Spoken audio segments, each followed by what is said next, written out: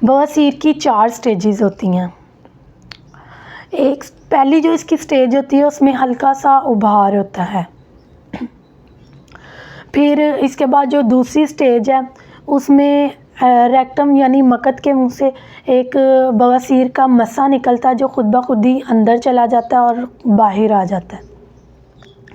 फिर जो इसकी तीसरी स्टेज देखी गई है वो ये है कि बवासीर का मुकम्मल तौर पर मस्सा बाहर निकल आ जाता है, जो कि अंदर नहीं जाता, उसे उंगली से बाज़ औक़ात अंदर करना पड़ता है और इसके साथ थोड़ी सी पेन भी होती है।